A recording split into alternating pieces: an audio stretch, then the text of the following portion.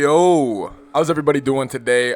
We are going to be bringing you guys another Minnesota Vikings video for this. So you guys see by the title, we're going to be talking about what my expectations for the Vikings secondary group are going into this year. I want to make this video, and it actually just turns out we just signed Xavier Woods and Mackenzie Alexander coming back. So we're going to have a better idea of what the secondary is going to look like when we roll it out week one.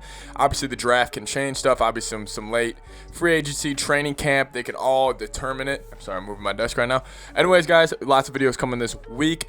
I am going home this week, so I'm going to be trying to make videos in advance for you guys, so you guys got content all week. And plus, we got a lot to talk about. I mean, the Vikings have been making a lot of moves, a lot going on in the NFL right now. That's what I love. NFL, honestly, it's great that we have so much to talk about when it comes to NFL football. Anyways, that's not the topic of this video. Let's talk about the Vikings secondary and what I think you guys should expect from them this season.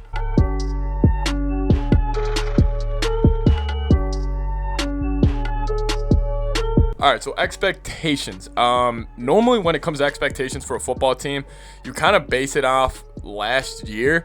However, for this situation for the Vikings, I'm going to pretty much throw last year out the window. And obviously, I'm not throwing everything out the window. I have to look at certain guys such as Gladney and Dantzler. But besides that, we're going to be looking at a totally different group coming up in this next season.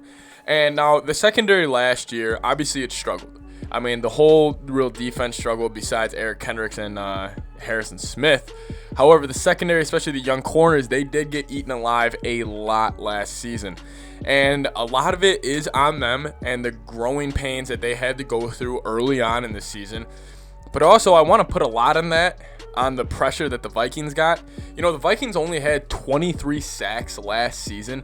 And that is so, like, I mean, that is crazy to me. I mean, if you normally think about it, Danielle Hunter by himself normally gets you around 13 to 18 sacks a year. And if you're only getting 23 as a whole unit, that is pretty scary. And considering 5 of them came from a Unique Ngakoue who was on our team for 6 weeks. So obviously they were not getting pressures. They were not getting sacks the entire season. And what that allows is that allows the receivers to kind of know. And it allows the quarterbacks to kind of know that they have a little more time than they would playing other teams. Now, that just gives kind of like a clock in the back of your head, especially for receivers and quarterback. Like normally, let's just say you get 3 seconds, you could be thinking like, okay, I can make this, I can take my time on this route.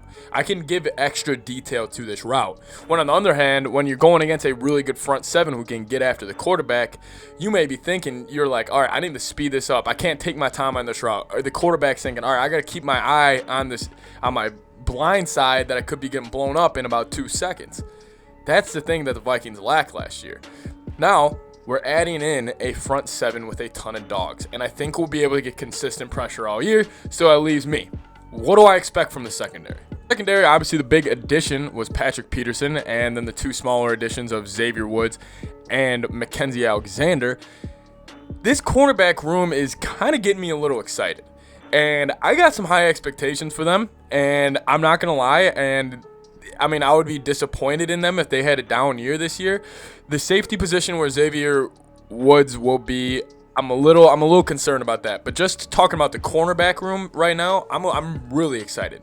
You know, Pat Pete's going to be able to develop Gladney and Dantzler, hopefully. I mean, obviously, I don't think it's going to be an instant impact. We were looking at Gladney and Dantzler like, wow, these guys are playing out of their mind. But that impact where it's not on the field, the impact in the locker room that Pat Pete will have for this young group.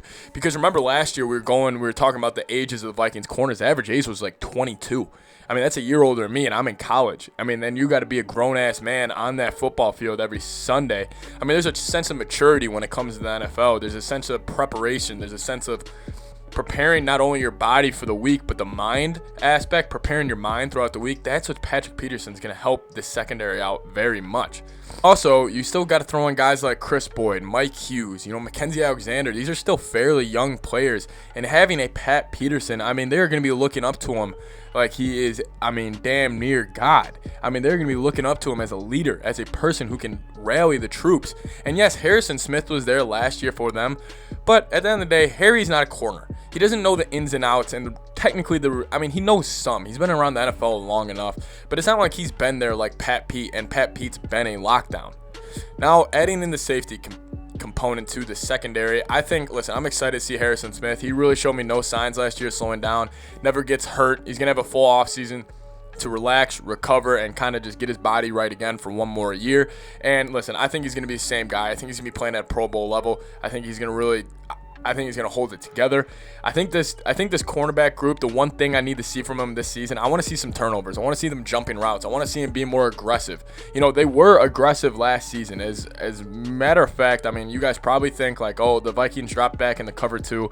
And yes, the safeties are playing more laid back, but the corners, they played aggressive last year. And I think they got themselves burnt on double moves a lot, and they got beat over the top a lot because, especially Gladney. Remember last year, Gladney, he got beat over the top a ton, but he was playing aggressive. They play aggressive in the run game, which I really like from corners. I think my expectations for them, I can see around a group that you're going to look at and be like the 8th to 12th best secondary in the league. And I know that's putting high expectations on a group that was probably in the 22nd to last group last year, and then it comes to secondary and it comes to efficiency and just how they play as a unit. I think that could easily flip the script. I think Pat Pete is obviously not who he was, but I think what he can do for a locker room and he can do for the development of these young guys. I mean, Jeff Gladney's a first rounder. Mike Hughes is a first rounder. Max, a second rounder from Clemson. Dantzler, I think, has the most potential out of all those guys, and he was taken in the 3rd round. Crazy length. Put some muscle on him. We'll see where we go. I got some expectations for these guys. Let me know what you guys think down below. Leave a like on the video. Leave a comment. And I will see you guys next time. Sub to the channel. Skol Vikes.